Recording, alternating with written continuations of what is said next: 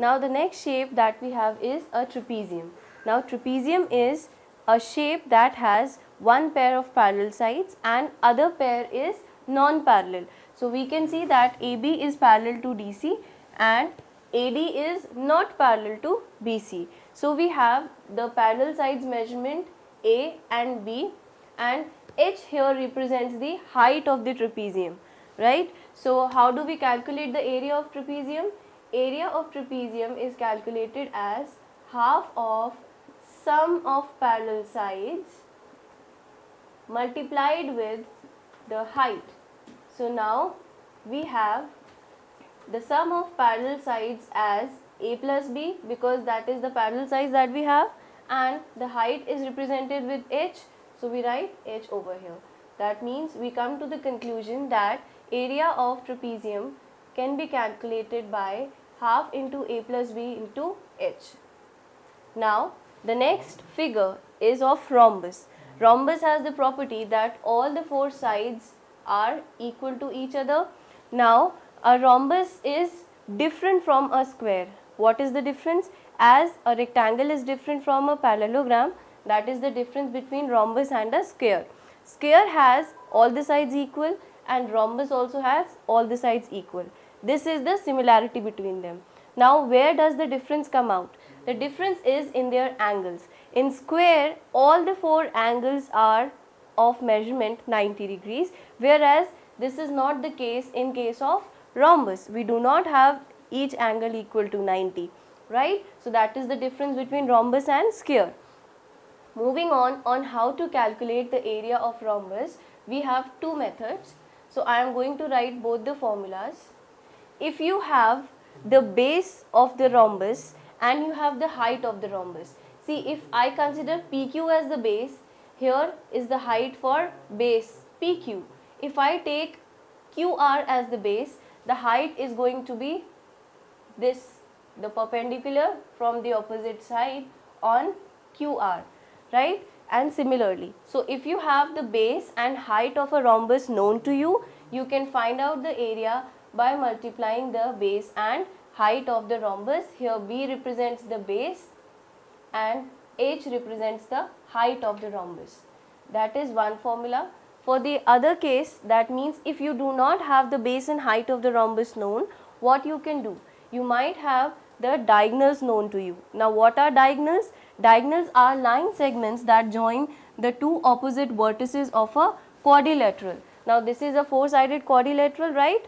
So here the diagonal D1 is the line segment PR and diagonal D2 is line segment SQ. So if you want to write the area for this rhombus, you can also write it as the product of diagonals, that is diagonal 1 into diagonal 2. So if you do the product of both, you are going to get the area of diagonal, plus it has to be divided with 2. That means either you can calculate the area of rhombus by base into height, that is by doing the product of base and height, if you have the base and height known.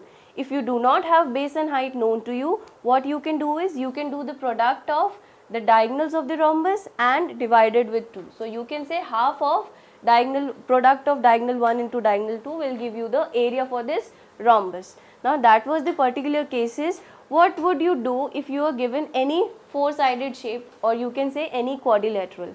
Now say this is one example taken. I have this shape which is neither a square nor a rectangle, neither trapezium, not a rhombus, not any of the four-sided shapes that we have studied up till now. Then how will you calculate the area for such figures? For such figures, you must join the diagonals or divide the quadrilateral in such a way that you get the two shapes of which areas you are already aware. Like I have joined E and G, that is I have made a diagonal for this quadrilateral, and by doing so I have divided the quadrilateral into two triangles. Now that makes my work easier because I have the two triangles and I am very much familiar with the calculation of area of triangles. So I can find out the area of each triangle, that is triangle FEG and triangle EHG, and I'll add them up together, or you can say sum the area of sum of areas of both the triangles is going to give me the area of this quadrilateral. So we can write that as area equal to, here I am going to write the total derivation of how the formula for this is derived.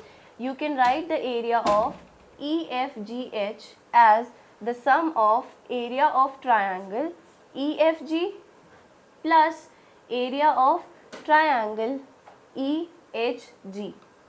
Now what is area of EFG? As we know the area of triangle, what is the formula for area of triangle?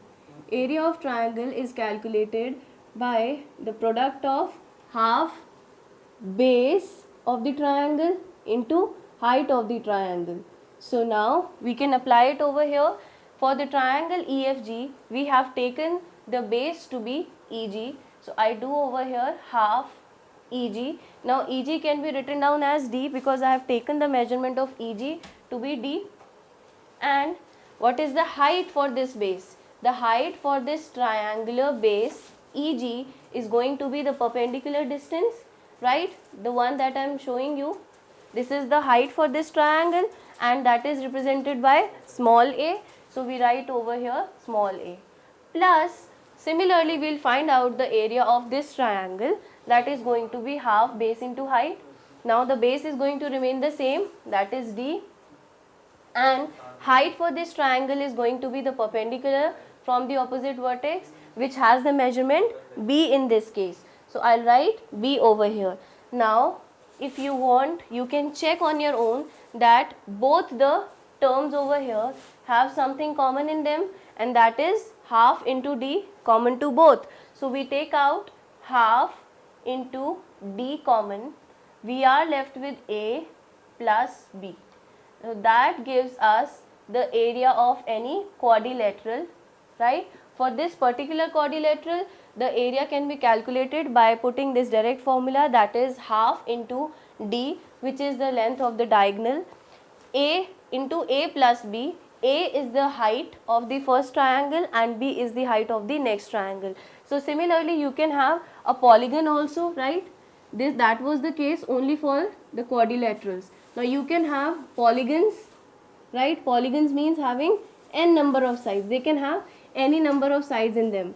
So here I have made a polygon, and if I ask you to find out the area for this, how are you going to do that? As we just discussed, we can divide a polygon into any number of shapes such that the area for each shape can be calculated and you will add them up together to get the area for this polygon.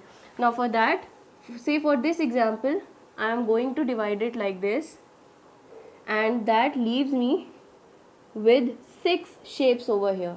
You can see I have divided the area of polygon into 6 parts, and each of them is in such a shape for which I can calculate the area very easily.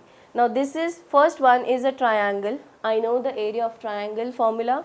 This second shape is a rectangular one, so we can calculate the area of rectangle also. We have triangle at 3rd, 4th and 6th place, and we have rectangle at 5th place. So it will be very easy for us to calculate all the 6 areas separately and then add them up together. That will give you the area of this polygon. So you can have any polygon given to you, and if you are required to find out the area, you can just divide that polygon into n number of parts depending on your choice, and you can just add up the individual areas of those figures and give the required area.